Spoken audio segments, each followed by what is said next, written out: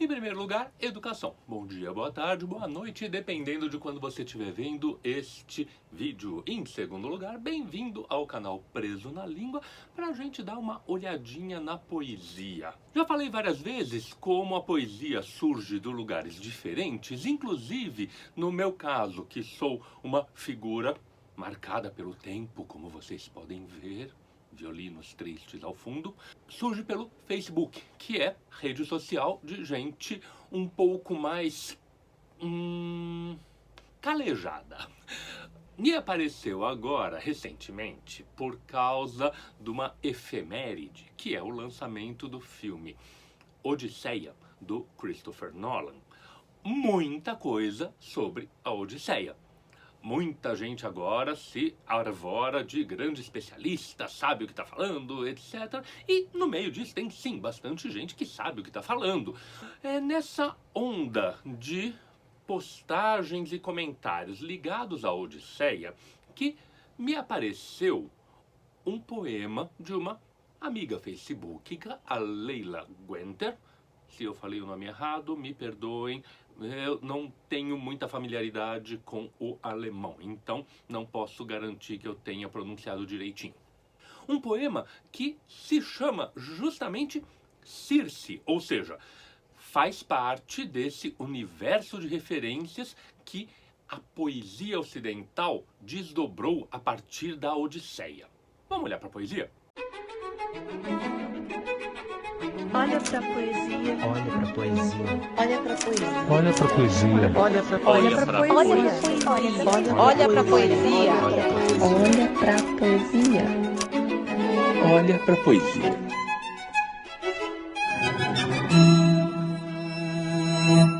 Pertencente ao primeiro livro da Leila, O Voo Noturno das Galinhas, o poema Circe merece ser lido logo para a gente ver uma série de coisas e depois refletir um pouquinho a respeito das conexões que a leitura acaba forçando a gente a fazer. Porque eu os amava, me encerraram aqui, nesta ilha, neste corpo.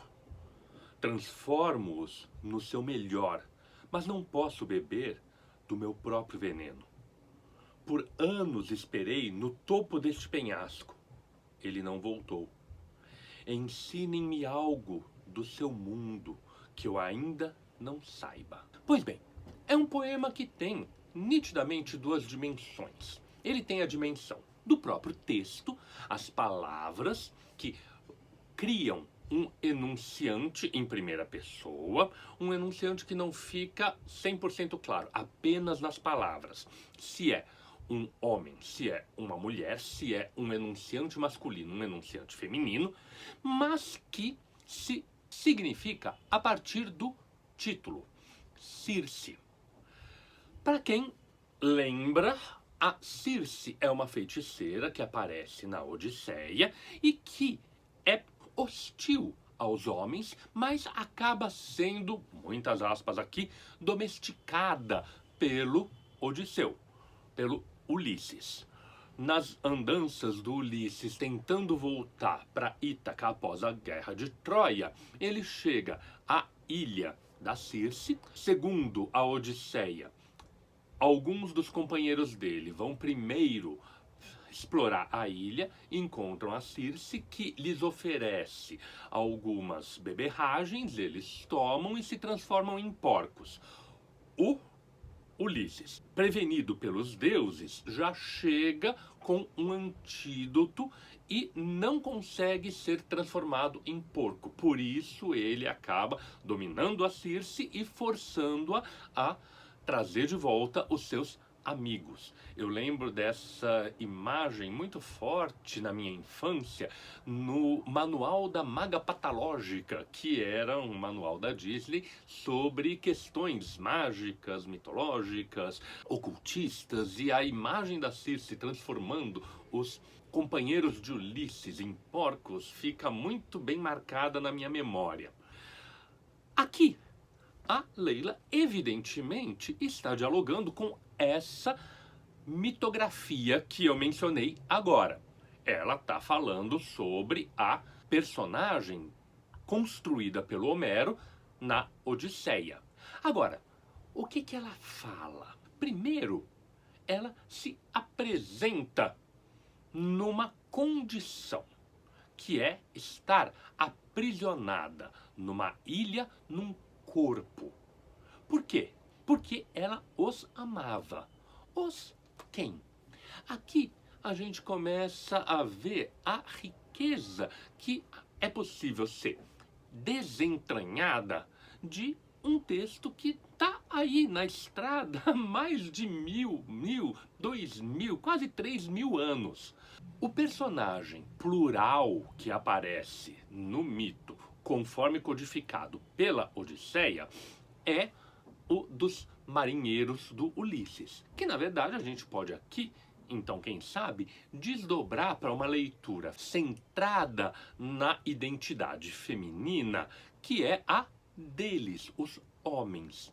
Os homens me fecharam, me encerraram nessa ilha, nessa coisa que está isolada, mas é sempre interessante lembrar a sugestão, principalmente na nossa consciência hoje em dia, de que se a ilha é isolada, ela está separada pelo mar, ela é conectada nas profundezas pelo continente.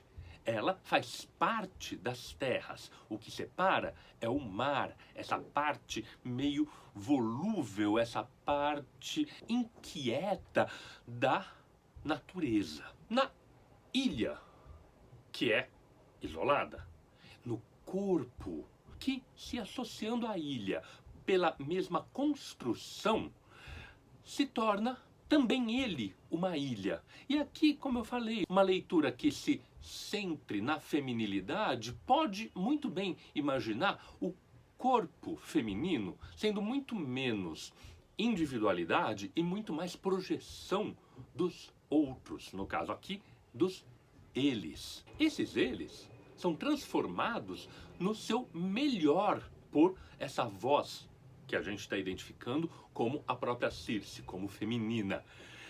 Se a gente lembra que no mito codificado pelo Homero, eles foram transformados em porcos, os marinheiros do Ulisses, é interessante pensar como os homens que constrangem a feminilidade têm o seu melhor nos porcos. É bastante irônica a colocação de que ser transformado em suíno seria uma evolução em relação à condição típica do macho humano. Mas ela não consegue beber do seu próprio veneno. Interessante essa imagem de que eu não consigo me rebaixar à mesma condição que eu consigo rebaixar os homens. A gente poderia aqui viajar, desdobrar um monte de coisas, de que a feminilidade está no centro, a própria porção, o próprio veneno seria a condição feminina muito mais do que uma coisa manufaturada. Mas a gente pode também simplesmente deixar os ecos ficarem reverberando na nossa cabeça. Esses homens intratáveis que são domados em algum nível, que são transformados no melhor, invertendo a lenda que está no Homero, já que é a Circe que é domada pelo Ulisses, aqui ela doma os homens, ela submete os homens, exceto um, ao qual ela esperou por anos nesse penhasco e ele não voltou.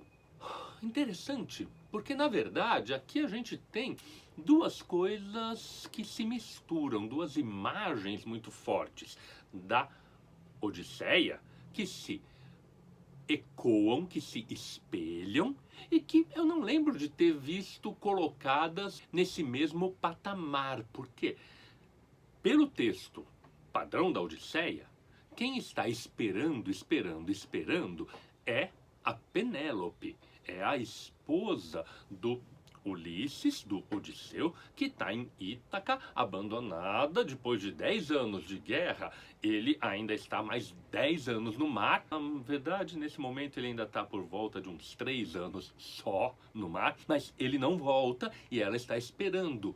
A Circe, segundo a narrativa, ela simplesmente é abandonada e não se fala mais.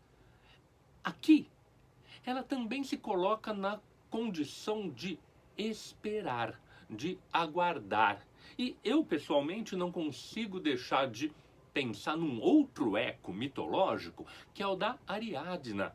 A Ariadna que foi seduzida pelo Teseu, ajudou-o a entrar no labirinto de Creta, a vencer o Minotauro e, ao ser levada da ilha de Creta, é abandonada na ilha de Naxos, onde ela fica em cima de um rochedo, esperando, na verdade chorando. Aqui, no poema da Leila, não é um choro, é simplesmente uma espera silenciosa, aparentemente, mas esse eco eu acho importante, porque se misturam aqui, como eu disse, a imagem dela, a imagem da Penélope, eu pessoalmente consigo trazer a imagem da Ariadna também, e são todas mulheres que estão na dependência de um olhar masculino, de uma volta masculina, de uma presença masculina para se definirem completamente. Elas estão numa condição como a que o Platão desenvolve no célebre diálogo dele, o banquete, de falta. É alguma coisa que não tá aí, que eu espero, mas que é extremamente ambígua, porque o poema termina com uma conclusão dessa situação de abandono. Como é que eu posso garantir que é uma conclusão do abandono? Porque ela está esperando, e aí vem 2 pontos, que é um desdobramento sintático, gráfico na verdade, da enunciação anterior. E esse desdobramento é: ensinem-me algo do seu mundo que eu ainda não saiba.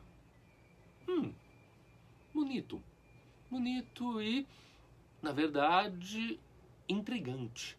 Porque, apesar da solidão descrita, dessa espera que mistura Penélope, Circe, numa nova situação que não aquela que o mito homérico trouxe pra gente, e Ariadna, a gente tem o quê? Uma mulher que, na verdade, domina esse universo masculino e quer aprender mais. O que ela está esperando pode não necessariamente ser uma volta de complementaridade, mas sim um retorno para preencher um vazio ainda não completamente constituído. Pode parecer tudo um pouco confuso, mas eu acho que é uma ideia interessante de o eu tem uma falta que está expressa no esperar um certo retorno, mas é uma falta que ainda não está completamente definida para esse eu, porque o que ela quer é aprender alguma coisa que ela ainda não saiba. Então, aparentemente, esse eu já está completo, repleto. O que está faltando? Pode ser a imaginação. Pode ser a imaginação de algo que ainda não conhece, a imaginação de algo que ainda não está. E desse ponto de vista, é um fechamento fantástico para o poema, que está exatamente fazendo o quê? Trazendo uma dimensão nova para aquilo que o mito já aparentemente fechou para a gente. E é nesse sentido que eu termino com uma reflexão a respeito dessa enxurrada de coisas que eu tenho visto. Pode ser, claro, efeito da minha bolha facebookica, do tipo de amigos que eu tenho, que são, obviamente, um pouco mais intelectualizados, ligados mais ou menos diretamente ao universo universitário, como um texto de 3.000 anos continua trazendo novidades, deixando de lado as polêmicas idiotas que tem se feito de ai, onde já se viu colocar personagens negros na Odisseia? Não pode. Gente, o texto do Homero diz que o Ulisses tinha pele escura. Ninguém reclama que Ulisses seja representado por atores branquíssimos de origem do norte da Europa. Agora, se coloca um negro, é um problema. A Helena negra, então, pelo amor de Deus, que sacrilégio! Justamente o pessoal que não acredita mais nas figuras da Grécia Antiga como efetivamente divinas. Mas eu estou digredindo aqui porque o ponto não é esse. O ponto é, sim, o texto ainda abre espaço para que a gente coloque coisas novas, para a gente aprender coisas novas, como o poema da Leila Guenther está trazendo para a gente uma dimensão diferente da própria personagem Circe. Uma dimensão não da mulher dominada pelos homens, mas da mulher que domina os homens, e não da mulher que necessariamente reduz os homens, como aquela que ficou marcada na minha memória pelo Manual da Maga Patológica, e sim uma reconstrução que vai além do que o texto homérico disse para dialogar com a nossa consciência possível, com os limites da nossa compreensão de o que é a interação entre homens e mulheres, o que cada um pode trazer para complementar ou para ampliar as experiências mútuas. Um poema realmente bonito, me chamou a atenção, me impressionou quando eu li casualmente no Facebook que ela estava aproveitando para pegar a hype da Odisseia comentada aqui e, repito, isso é uma das coisas importantes da gente aprender que, sim, essas questões muito ocasionais, elas permitem que a gente aprenda coisas novas. Eu aprendi lendo o texto da Leila, vocês espero que possam ter aprendido alguma coisa aqui, e a gente está sempre, diferente dessa Circe, conseguindo ampliar os nossos horizontes.